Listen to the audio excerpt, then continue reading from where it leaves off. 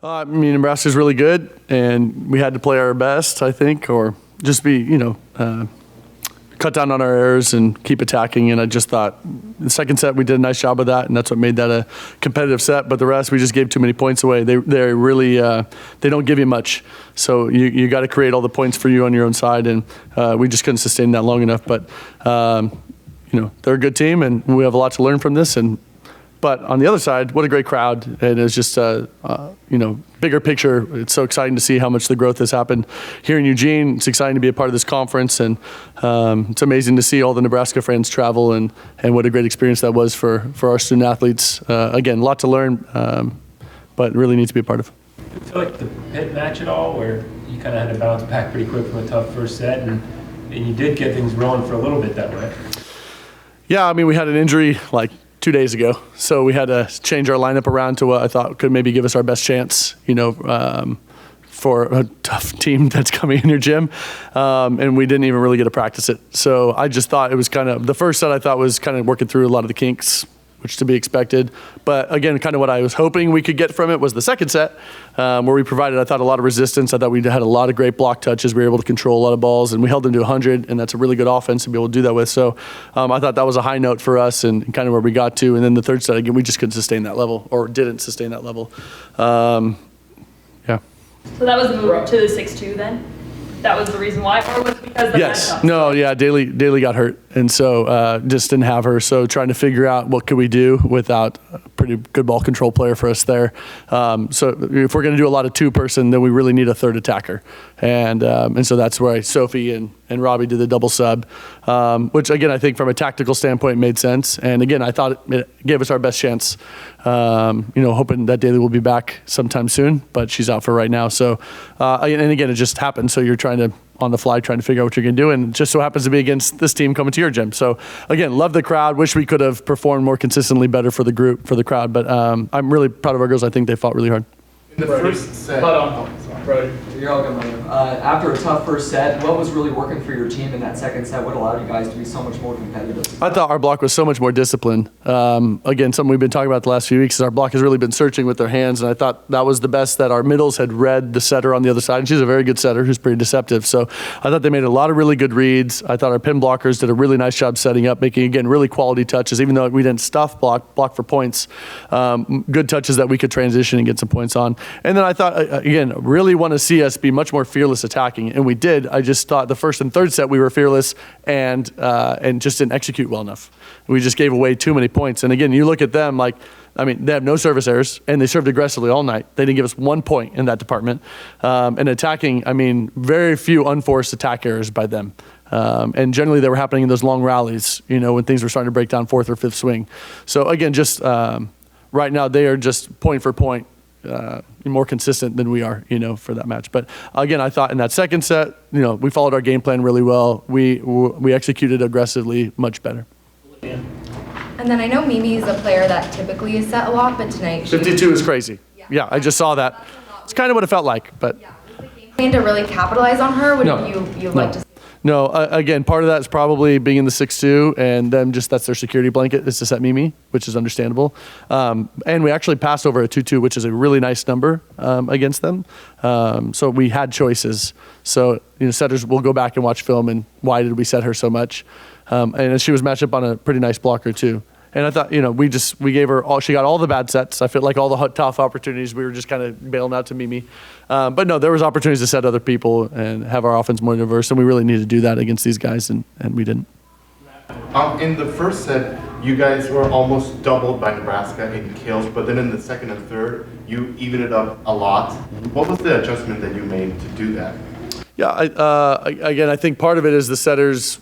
One, I think our hitters calming down a little bit and just executing better. Again, I liked our reads, I liked our intent, but execution was just poor in the first set. We hit a lot of balls out of bounds, it felt like, but I thought they were the right choices, just missed. And again, up until the very end, I think, of the second set, we really did a much better job of that. So I think just from us, it was just execution. But I really liked our mentality, I liked our mindset, I liked all those things. That if we can take that moving forward, we will be competitive in these matches. Coach, I know you touched on this briefly, but with it being a record turnout for volleyball here at Matt tonight, what does that mean for you and the team? I think it's a lot of hard work to grow a program, to be something that people want to come to. And so, again, part of it is obviously Nebraska, and they bring their own crowd, and that's awesome. But there was also a pretty loud green contingent, I think, here. One of the things that I was hoping for with women's volleyball in the Big Ten Conference is volleyball is so loved in the Big Ten. And the crowds, when we're on the road, they look like that. And I was hoping that we're going to try to raise our competitive level to compete in the conference. I was hoping our fans would engage the same way. And again, I hope that it was our fans noticed how many red shirts were there, how early they were there. They got the seats because they showed up early. That's something they're used to doing. That's not something we're used to doing here. We show up, 10 minutes to game time, and we have a nice time. And again, it's just and that's fine. That's the culture of what it is. But if you go to Wisconsin, or you go to Penn State, or you go to Minnesota, which is already sold out for our match on Saturday, or you go to Nebraska, which they have a waiting list of thousands of people trying to get season tickets.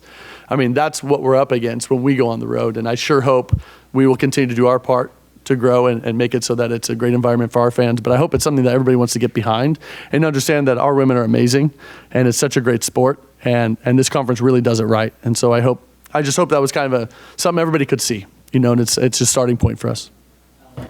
You guys have now played a couple of matches against top 10 teams and haven't been able to really, I think you've only gotten one set against a top 10 ranked team. What do you think is the biggest difference between this team and the top of the Big Ten? I think with our group, it is, one, it's consistency and mindset.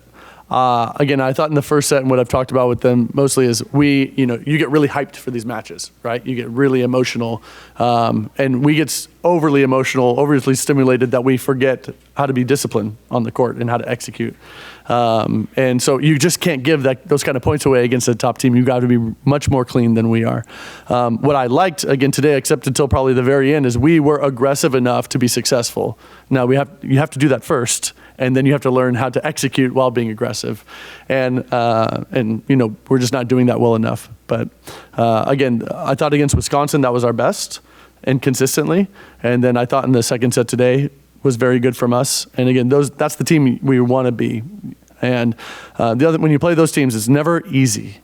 And I think that's the other piece that we have to continue to like, is that it's going to be so difficult to win a point against really good teams. And so you have to be willing to each point reset and give everything you got each time.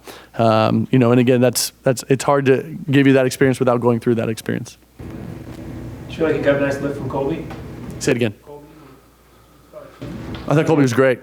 Yeah, and just talking with Colby and Mia, just the last few matches, that position has not been giving us enough, in my opinion. And so just challenge both of them. I don't care who it is, but I preferably both to do it, but we definitely need one to step up and do that. And specifically blocking. It's nice to get the offense, but we really need them to block, especially when we're in the 5-1. Closing the block. When we had the three hitters up there. But I thought Colby was really great tonight, and that's a great version of Colby. And if she brings that night in and night out, then that's a huge answer for us.